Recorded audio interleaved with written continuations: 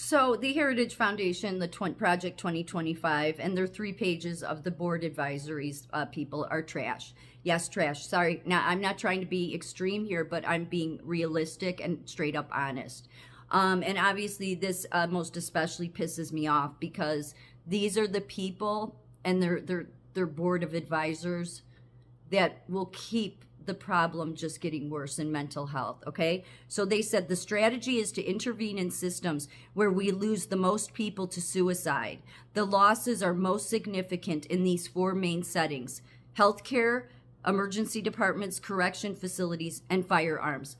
No, so they're already getting it wrong because firearms, yes, they do play a role, but so a ton of patients that I've seen over my career as a psychiatric nurse they're suicidal, but they haven't acted on it. So we always ask, what was your plan? And the most of the time, what the plan is ODing.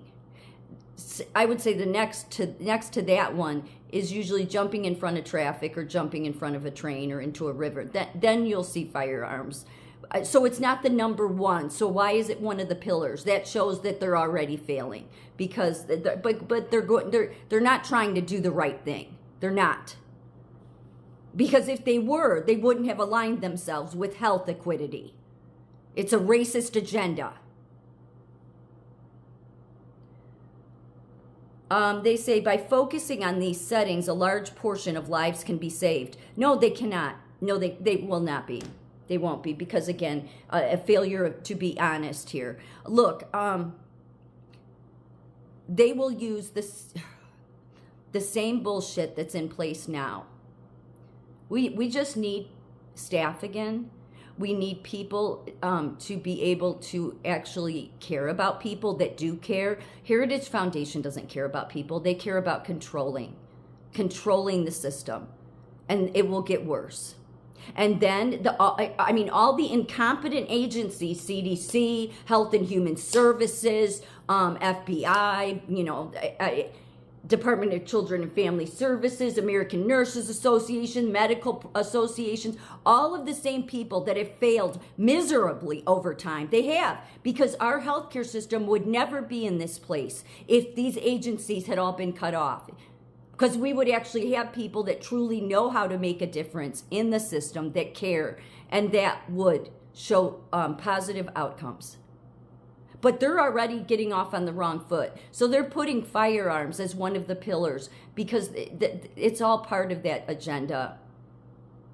Wanting to take away firearms. Now, they're never going to say that, especially Heritage Foundation isn't going to say that because they supposedly stand up for the values of what our founders stood up for. Bullshit. I hate people. I hate these organizations. I really do. I really do. Because especially when I see the bullshit that they put for mental health,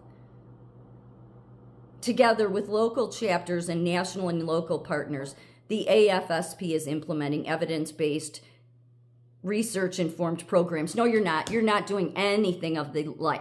You are just the problem. And because, again, you don't want to get honest. So because here's the thing. We should have actual answers to schizophrenia. We should. They've given so much money to research in mental health. And actually, there were physicians or researchers back in like the 50s that did come up with the answer for mental health. But unfortunately, for like 40 or 50 years, Ghislaine Maxwell's father controlled the peer-reviewed. He controlled the medical journals. And for those that don't know, I can't imagine anybody doesn't know who Ghislaine Maxwell is. She's the woman that trafficked young girls to Jeffrey Epstein. Her father, Robert Maxwell, he controlled the majority of the peer-reviewed.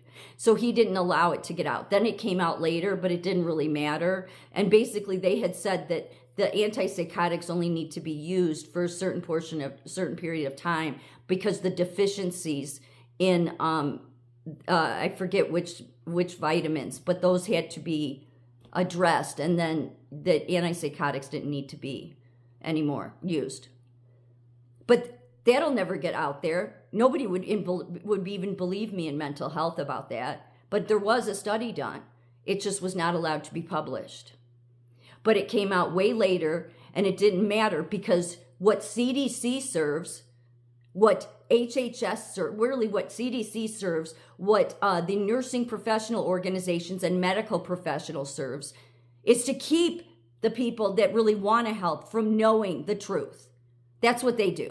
So they become the barrier of no, because everybody will go see what the American Medical Association says, or what American Nurses Association says, or CDC, and they're not going to tell you because they want a continual stream of research subjects. It's the truth. It's the sad truth. And it's always the mental health population that is underserved, and it will always not be addressed in the appropriate way because it takes having caring people. The caring people are the ones that have the answers. Heritage Foundation, with all their money and all their advisory board members, none of them know how to do the right thing. And that's part of the problem, is not doing the right thing, not being honest, not wanting to truly come to solutions. Because have any of them talked about that study back in the 50s? Nope, because they don't want to make things better. Instead, they want to act like firearms is a big pillar. No, it's not. And as far as corrections, well, it's really simple. When somebody commits a crime and they need to go to jail, and they should go to jail instead of saying, I'm suicidal, I need to go on the inpatient unit. No, they can be watched in jail. So, because many people will pull that card purposely. So their pillars suck, but then the people they have heading this up suck. Yeah, sorry if people don't like that. It's just the honest to God truth. And I'm only saying it because it has to be that people need to see that these people, no matter how good they sound, they do not know how to do the right thing. There is an inability for them to do the right thing. There just is. And it's sad because it does not have to be this way. We need people in mental health. We need staff. I mean, it's at a place now where, like, freestanding psych hospitals, they're billing for groups and they're not doing them.